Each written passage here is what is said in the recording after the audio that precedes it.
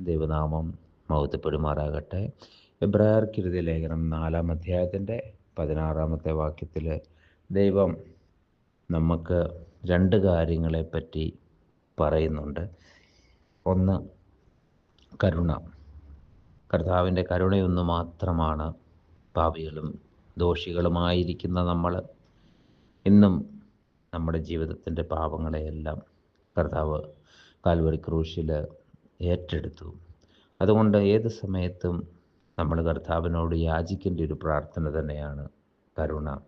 അപ്പോൾ ആ കരുണ നമുക്ക് എപ്പോഴും ലഭിക്കേണ്ടതിനും, അതുപോലെ തന്നെ ജീവിതത്തിൽ പ്രലോഭനങ്ങളും അനവധിയായ വിഷമങ്ങളും ദുഃഖങ്ങളും ഭാരങ്ങളും ഒക്കെ വരുമ്പോൾ അതിനെ അതിജീവിക്കുവാനൊരു കൃപ അത് ദൈവത്തിൽ നിന്ന് മാത്രമാണ് ലഭിക്കുന്നത്.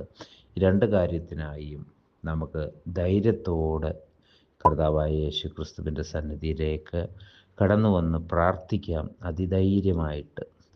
അതായത് മനുഷ്യരുടെ മുമ്പിൽ നമ്മൾ പോകുന്നതിന് നമുക്ക് അപ്പോയിൻമെൻറ്റ് വേണം, അതുപോലെ തന്നെ അനേകരുടെ റെക്കമെൻഡേഷൻ വേണം. ഇവിടെ നമ്മുടെ കർത്താവായ യേശു മശിഹ ഏത് സമയത്തും ആ പാദപീഠത്തിലേക്ക് വന്ന് നമുക്ക് നമ്മുടെ കാര്യങ്ങൾ പറഞ്ഞാൽ കർത്താവിനത് മനസ്സിലാകും. ഈ ഭൂമിയിൽ 33.5 വർഷക്കാലം ജീവിച്ചപ്പോൾ എല്ലാ മേഖലകളിലെയും എല്ലാ ദുഃഖങ്ങളും ഭാരങ്ങളും അറിഞ്ഞ് ജീവിച്ചവനായിരുന്നു കർത്താവായ യേശു ക്രിസ്തു.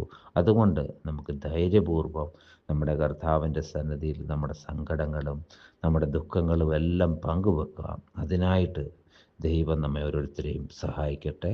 ആമേൻ.